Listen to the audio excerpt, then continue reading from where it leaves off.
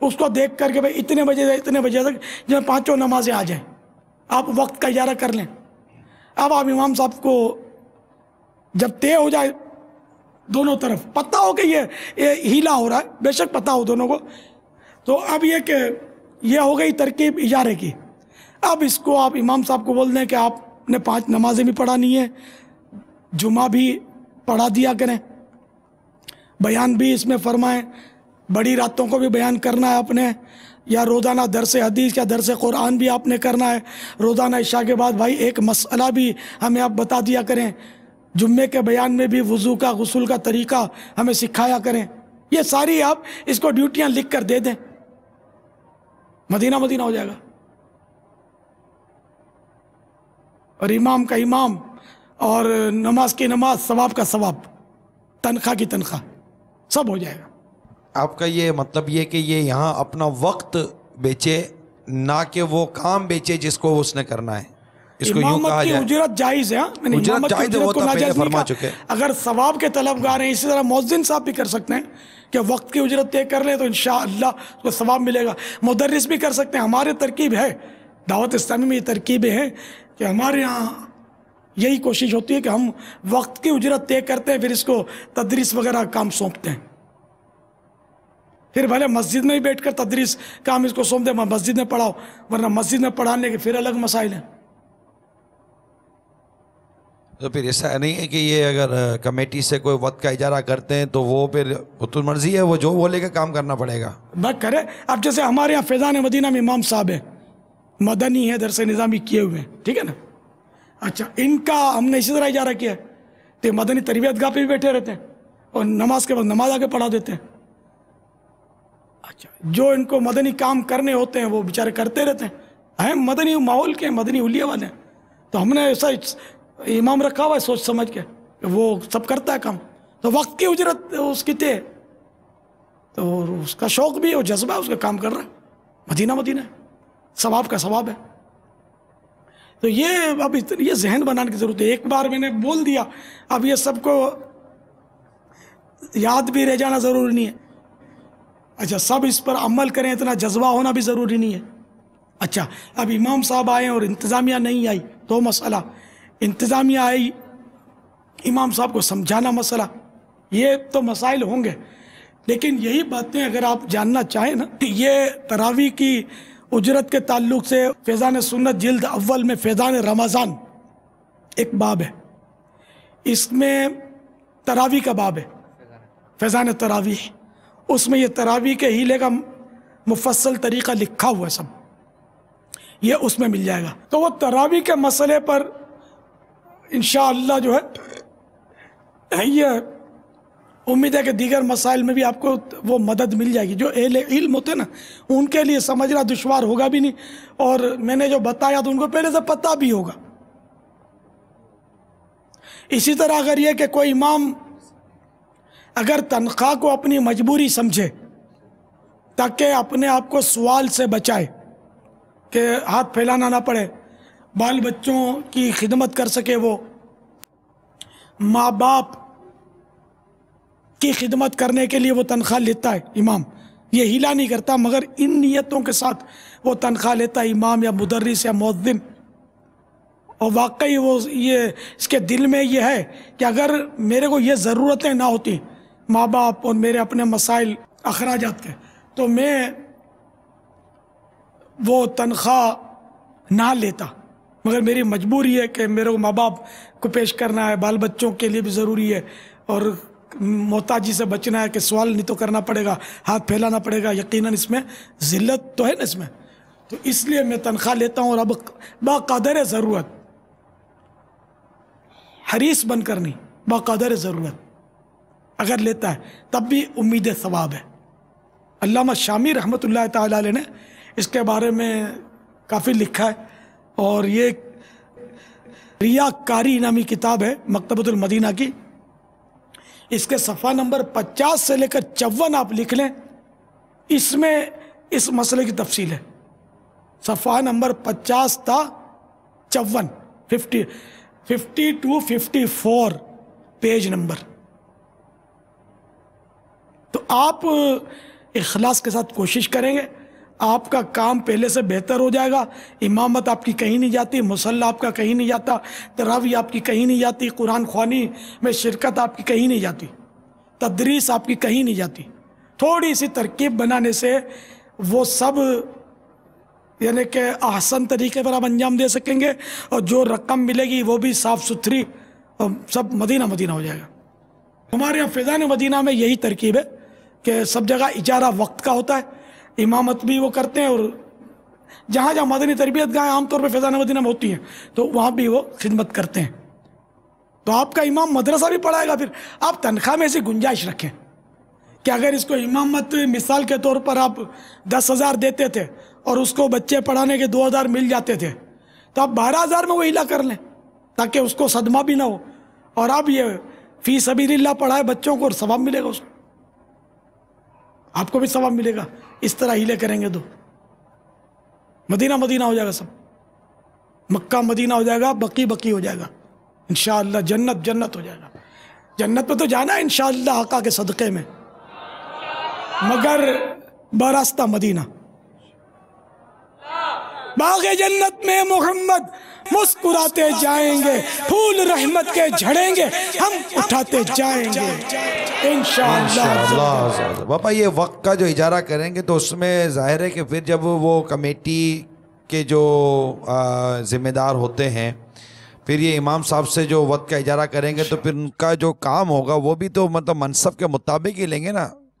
کیونکہ بعض اوقات یہ بھی دیکھا جاتا ہے کہ اس طرح کے معاملات میں پھر ہر کسی کے میں نہیں عرض کروں گا، پھر تھوڑے کمیٹی کا انداز بھی امام صاحب کے ساتھ تھوڑا سا وہ اتنا زیادہ پسندیدہ نہیں ہوا کرتا.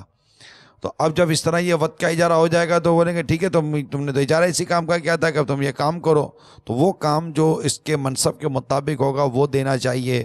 پھر بابا کام دینے کے حوالے سے آپ نے ماشاءاللہ اس وقت امام اسلامی بھائیوں کے لیے مدنی پھول عطا فرمائے کہ امام کو یوں کرنا چاہیے، امام کو یوں کرنا چاہیے. اس میں احتیاطیں بھی آپ نے ارشاد فرمائی ان کی خصوصیات کے حوالے سے کہ امام میں یہ خصوصیات ہونی چاہیے. امام کیسا ہونا چاہیے، گویا کہ یوں کہے کہ آپ نے ماشاءاللہ ایک اس طرح کے مدنی پھول عطا فرمائے. تو ظاہر ہے کہ اب وہ امام سے اجارہ کمیٹی کرتی ہے، اور اب آپ نے یہ وقت کے اجارے کا بھی ارشاد فرمایا. ممکن ہے کہ یہ اس پر غور بھی کریں اور وقت پر اجارے کی طرف یہ آئیں بھی.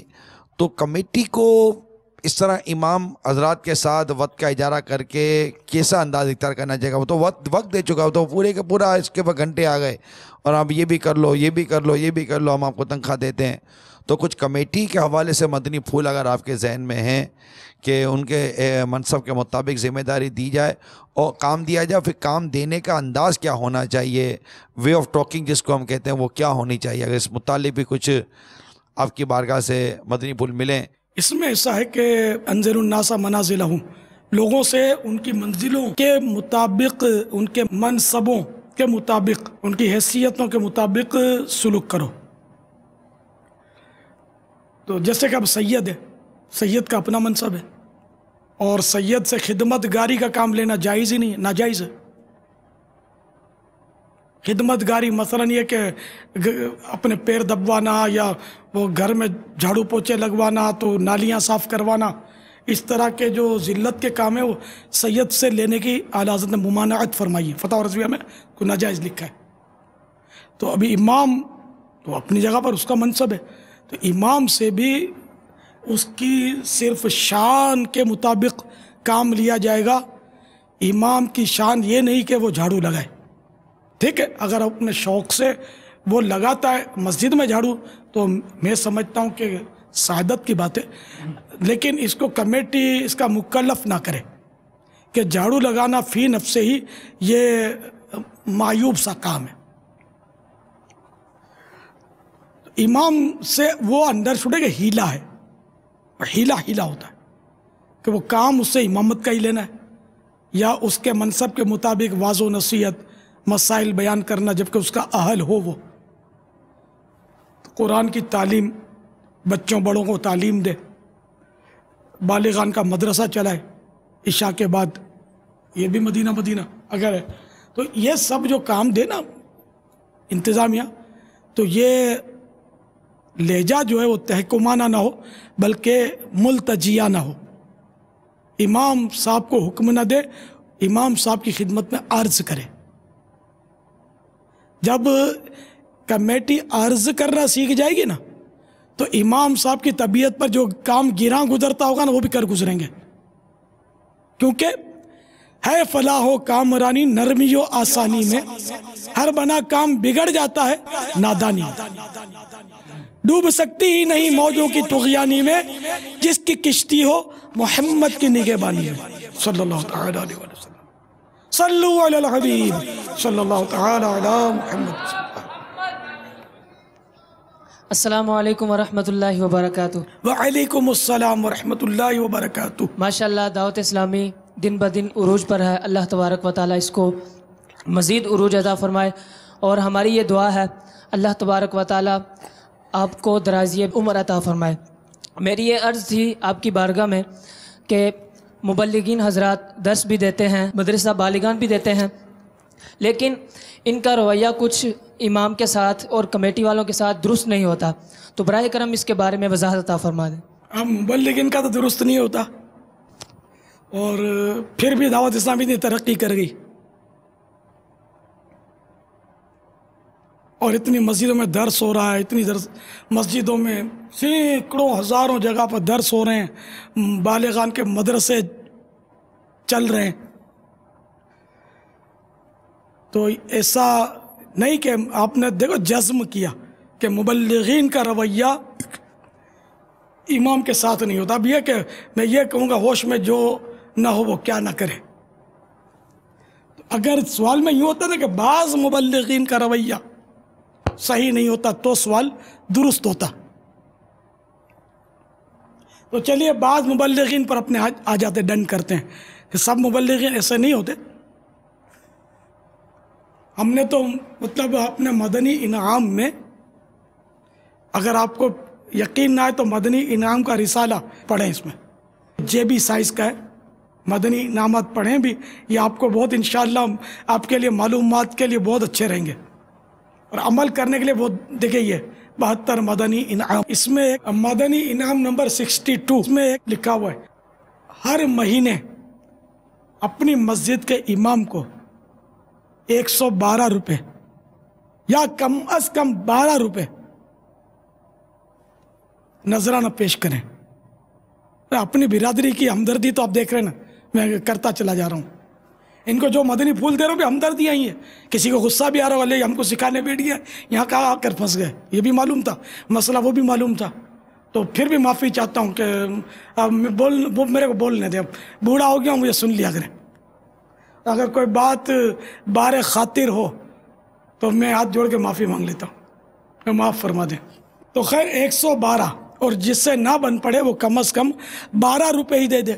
پھر ساتھ میں یوں بھی میں نے رستہ نکالا ہے، کسی عالم کو دے، یا اپنے مسجد کے امام و خطیب یا امام مؤذن خادم ان میں تقسیم کر دیں. ہر مہینے یہ ترکیب کریں. اس طرح کا یہ مدنی انعام ہم نے لکھا ہوا ہے. تو یہ اس سے بھی اس طرح دینے سے، خدمت کرنے سے، آپ بتائیے کہ اس کو بدسلوکی کہیں گے یا حسن سلوک کہیں گے، یہ آپ خود فرمائیں. اب اس میں کوئی شک نہیں کہ بعض مبلغین ہمارے ایسے خردماغ ہوتے ہوں گے کہ جو امام سے اور انتظامیہ سے بھیڑ جاتے ہوں گے اور ماحول خراب کر دیتے ہوں گے. ایسوں سے میں سخت بیزار ہوں، ان کی بارہا سرزنش کرتا ہوں. اور اگر کوئی ایسا ہے کہیں کرتا ہے تو سائل محترم کی خدمت میں عرض کروں گا کہ مہربانی کر کے ایسوں کے نام کی لسٹ بنائیں، یا کوئی آپ کی مسجد میں ایسا آپ کو تنگ کرتا ہے آپ اس کا نام ہم تک پہنچا دیں. کیسے پہنچائیں گے اس کا طریقہ بھی بتا دیتا ہوں. آپ فیضان مدینہ میں اس کا نام لکھ کر اپنے کسی بھی رکن شورا کی معلومات کر لیں، یا چند اراکین شورا ہوتے ہیں، یہ مدنی تربیت گاہ پہ معلوم کر لیں گے نا، تو وہ آپ کو کسی بھی رکن شورا کا پتہ دے دیں گے کہ بھائی ان سے مل لو. آپ ان کو یہ لفافہ دے دیجئے اپنا، کہ امامت کے تعلق سے تو انشاءاللہ اماموں کی جو متعلقہ مجلس جو ہے وہ آپ کا مسئلہ حل کرنے کی کوشش کرے گی. آپ کے علاقائی ذمہ داران اس مسئلے کو حل کریں گے انشاءاللہ عز و جل. اگر ان کو ضرورت لگے گی تو یہ نگران شورا کو پیش کر دیں گے، یا نگران شورا کو ضرورت ہوگی وہ مجھ سے مشورہ کر لیں گے، اور ہم کوشش کریں گے کہ مل جل کر اس اصلاحی بھائی کو آپ کے قدموں میں ڈالیں کہ تم ہیں مسجد کے امام سے بگاڑ کے بیٹھے ہو. آپ ہمیں بولو تو صحیح یار، ہم تو آپ کی خدمت کے لیے حاضر ہیں. ایسے ہی کہ بعض یوں کرتے تو کرتے ہوں گے، اس کا انکار نہیں ہے. دیکھیں یہ عوامی تحریک ہے، ہر طرح کا اس میں یہ مدرسوں کے پڑھے ہوئے نہیں ہوتے. یہ ظاہر ہے کہ یہ مطلب عوام ہے، یہ تو یہ آتے ہیں امام باندھتے ہیں، داڑھی رکھتے ہیں، پھر اللہ توفیق دیتا ہے تو وہ درس دیتے ہیں، مدرسہ خود سیکھتے ہیں، پھر پڑھاتے ہیں. تو یہ اس طرح دعوت اسلامی چل رہی ہے. یہ عوامی تحریک ہے، ہر طرح کا آدمی اس میں ہے. اگر آپ ان کو ڈائریکٹ مائک کے ذریعے سمجھاؤ گے نا کہ دعوت اسلامی کے مبلغین یوں کرتے ہیں تو یہ پھر ظاہر ہے کہ آپ کے قابو میں نہیں آئیں گے. ایک جگہ یہ چٹکلا ہوا تھا، میں کسی شہر میں کہیں حاضر ہوا، کوئی بڑا سا مدرسہ تھا اپنا سنیوں کا، وہاں حاضر ہوا تو کافی لوگ جمع ہو گئے، بہت سارے دعوت اسلامی جمع ہو گئے. بھائی فلاں جگہ الیاس جانے والا ہے. تو میں ان دنوں میں دورے وغیرہ کرتا تھا، اب تو وہ کہیں جا نہیں پاتا کسی شہر میں حفاظتی امور کی وجہ سے. تو وہاں مائک وغیرہ لگایا گیا. کوئی یہ ترکیب نہیں تھی کہ میں نے بیان کرنا ہے، بس وہ مدرسوں کا ایک وہ طریقہ کار ہے کہ وہ جب کوئی مہمان آتا ہے اس طرح کا تو وہ مائک لگاتے ہوں گے. تو وہ مائک لگایا، پھر وہ جو وہاں کے بڑے جو عالم صاحب تھے وہ میرا تعارف کرانے کے لیے مائک پر کھڑے ہوئے.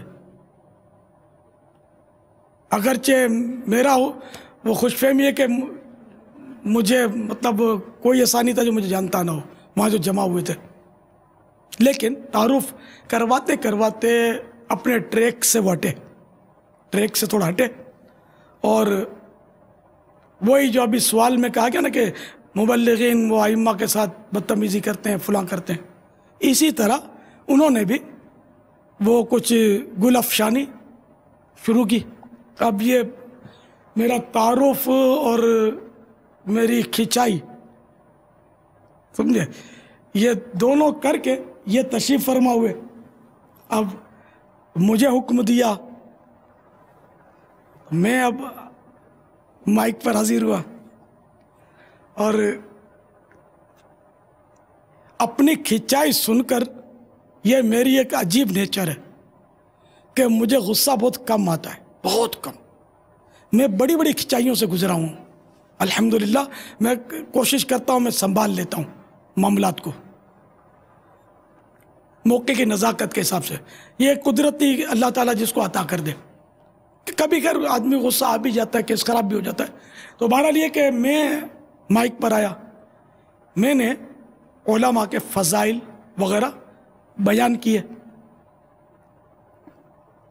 ان پر کوئی اعتراض نہیں کیا. جیسے ہمارے ہاں یہ ایک ٹرینڈ ہے اور جس کی وجہ سے ہمارے دین کو بہت نقصان پہنچ رہا ہے کہ ایک آیا اس مولانا کو ہے اپنا ہم مسلک ہے، لیکن وہ بولا اس مسجد کو، بولا اس امام کو، اس نے اس کی تجہیل کی، اس کی تغلیظ کی، اس کے بارے میں کچھ گل افشانی کی.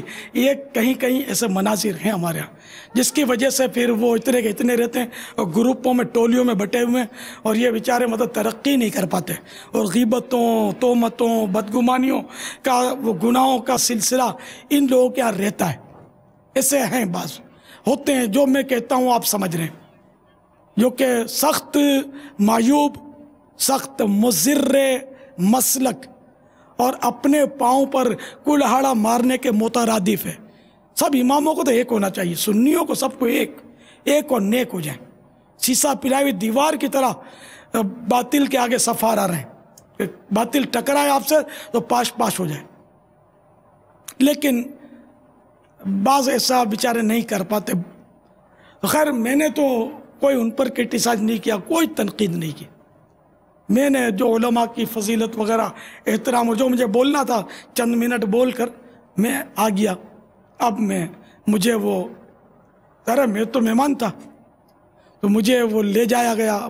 دیگر مدرسین اور سب جمع ہوئے اور میں ان کے درمیان.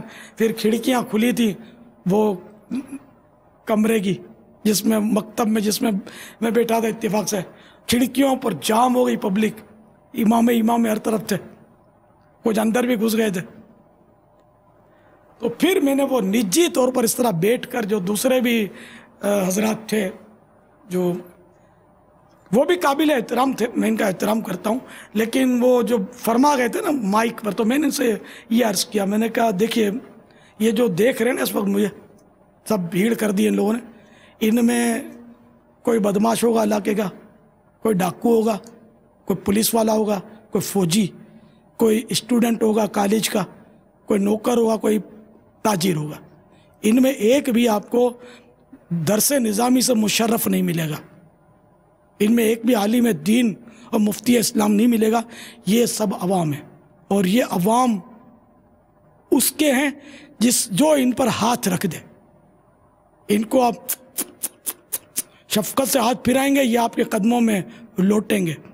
جیسے بلی کو آپ کریں گے نا تو بلی وہ کمان کی طرح ٹیڑھی ہو جائے گی اور آپ کے پاؤں یا آپ کی ران یا آپ کے گھٹنے کے ساتھ رگڑ کھانی شروع کر دے گی.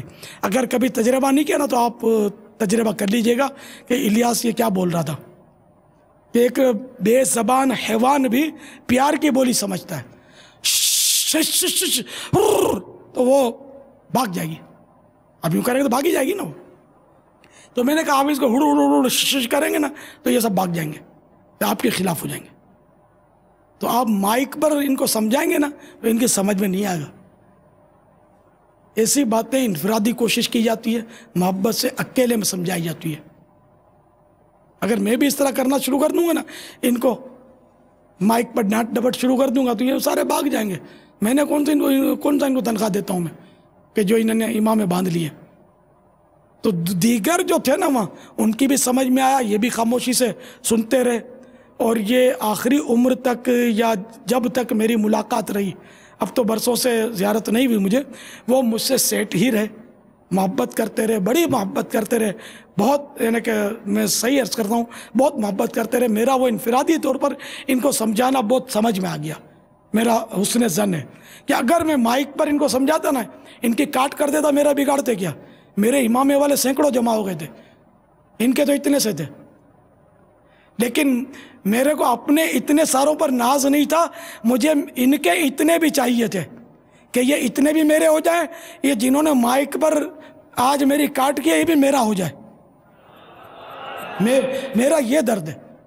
تو الحمدللہ میرے ہو گئے, سمجھے. اللہ کی رحمت ہے کہ مجھ سے بہت محبت کے بعد میں اظہار ہوتے رہے. اب میں کوئی اشارے دوں گا تو پھر کوئی سمجھ جائے گا, تو میں سمجھانا بھی نہیں چاہتا کہ وہ کون صاحب ہے. اس کی بھی حاجت نہیں ہے سمجھانے کی. وہ آم کھاؤ پیڑ گننے سے کیا کام ہے نا. آم کھانے سے مطلب ہے نا, پیڑ کیوں گنتا. اس لیے آپ بھی اگر کوئی امام صاحب آپ کا رد کرتا نا بیان میں, اپنے خطاب میں, تو آپ مائک سے جواب نہ دیں اس کو. میں آپ کو یہ مدنی پھول میرا لکھ لیں, اگر یہ آپ کو کامیاب نہ کر دے تو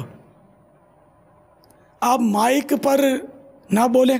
اگر وہ تنقید کرتا ہے, آپ چھوٹے باپ کے بن کر ان کی خدمت میں حاضر ہو جائیں.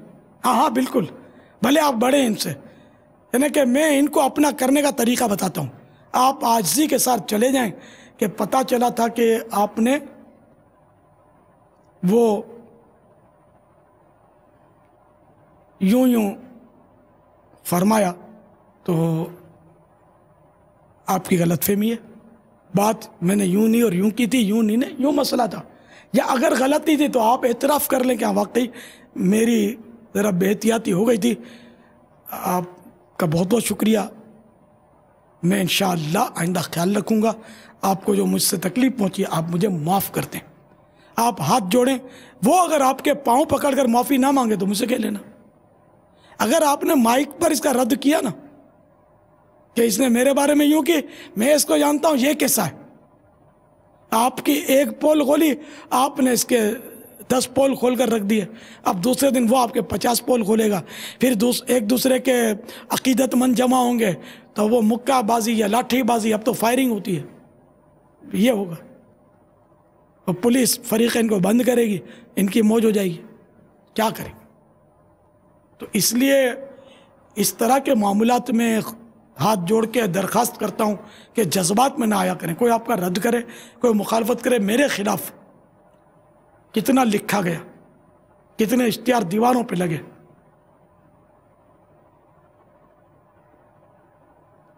یہاں تک کہ ایک شہر میں گیا، بہت اچھا شہر ہے، میں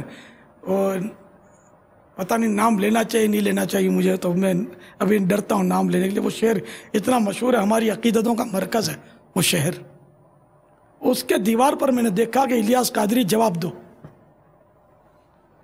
اب میں مسکرایا، اظہار بھی کیا، میں نے کہا یار میں کس کو جا کے جواب دوں، میں ان کے شہر میں آ ہی گیا ہوں، میں ان کے شہر میں آ پہنچا ہوں، کاش یہ اپنے گھروں سے نکل کر مجھے اپنی زیارت سے مشرف کریں تو کر لیتے ہیں بات، کیا مطلب صورت ہے، غلطی ہے تو تسلیم کر لیں گے، معافی مانگ لیں گے، غلط فہمی ہے دور کرنے کی کوشش کرتے ہیں، خیر۔ تو ایک صاحب وہ کرتے تھے، بہت کچھ کرتے تھے بیچارے، میرے خلاف رسالے لکھتے تھے، نتیجہ یہ ہوا کہ ایک بار ایسی بات لکھی میرے بارے میں، ایسی بات لکھی، ایسا الزام لکھا کہ میں نے پھر وہ ٹیلی فون پر وہاں کے جو بڑے مفتی صاحب تھے ان سے رابطہ کیا، اور میں نے کہا دیکھیے آپ کے شہر میں میرے ساتھ یہ ہو رہا ہے، اور میں نے ان کے سامنے قسم کھائی، میں نے کہا میں نے ایسا نہیں کیا، آپ ان صاحب کو آپ کے شہر کے ان کو بلوائیں، ان کی تفہیم فرمائیں، سمجھائیں، ایسا نہ کریں، یا ثبوت دیں، اگر یہ انہوں نے جو لکھ کر رسالے میں چھاپا ہے اگر یہ اس کا ثبوت دے دیں گے نا تو جو حکم شریعت آپ بیان فرمائیں گے میں حاضر ہوں، اور میں علماء اہل سنت سے انصاف کے سوا کسی بات کی توقع نہیں رکھتا، اس طرح کا میں نے پھر وہ فون پر بھی بات کی، مکتوب بھی میں نے ان کو فیکس کیا، اس وقت فیکس ہوتا تھا، زیادہ تر فیکس کیا، تو انہوں نے اس کو بلوایا، وہ بیچارے آئیں بائیں شائیں، شائیں بائیں آئیں، اور وہ غصے میں آ گئے، جو میرے اوپر لکھے ہوئے تھے، بعض مذہب کے نام پر یا داڑھی رکھنے والوں کا بھی اس کو ساتھ تھا، بھلے وہ سنی ہی تھے لیکن اس کو وہ شفقت تھی بعضوں کی، کیونکہ میرے سے ہر سنی سیٹ ہے یہ ضرور تو نہیں نا، کوئی ضرور نہیں ہوتی، مطلب میں تو میرا دروازہ سب کے لیے کھلا ہے الحمدللہ، کہ جس کو میرے سے ناراضی ہے آپ کوئی رابطے کی مجھ سے ترکیب کریں، ٹھیک ہے، میں عام لوگوں میں بیٹھا نہیں ہوں، میں ملنے سے آپ کو ترکیب کریں، آپ مجھ تک پہنچیں، میں انشاءاللہ آپ سے ترکیب کروں گا، میں نمائندے بھیجوں گا، اگر ممکن ہوا تو ہم مل کر کہیں بیٹھ جائیں گے اور بات کریں گے، ایسا نہ کریں، دیکھو میں کتنی ذمہ داری سے مدنی چینل پر عرض کر رہا ہوں، کروڑوں میں عرض کر رہا ہوں، میرے بارے میں کوئی بھی آپ کو شکایت ہے، آپ کوئی صورت نکالیں، آپ میری اصلاح فرمائیں، مجھے انشاءاللہ رجوع کرنے والا پائیں گے، آپ ضدی نہیں پائیں گے، اڑیل نہیں پائیں گے، اگر آپ غلط بھی ہوں گے اور آپ نہیں بھی مانیں گے تو میں آپ کو گارنٹی دیتا ہوں کہ میں آپ کو بدنام نہیں کروں گا، کیونکہ ہم نے غیبت کے خلاف اعلان جنگ کیا ہوا ہے، بس ذرا للکار دو ہم نے کیا اعلان جنگ کیا ہے، غیبت کے خلاف جنگ جاری رہے گی، نہ غیبت کریں گے نہ غیبت سنیں گے، محبتوں کے جو کفل مدین لگا رہے گا انشاءاللہ، سر پہ امامہ، سجا رہے گا، رخ پہ داری، سر پر زلفیں، رہے گی، اکثر نظریں جھکی رہے گی، حیا سے نظریں، جھکی رہے گی، انشاءاللہ شیطان کے خلاف جنگ انشاءاللہ عز و جل۔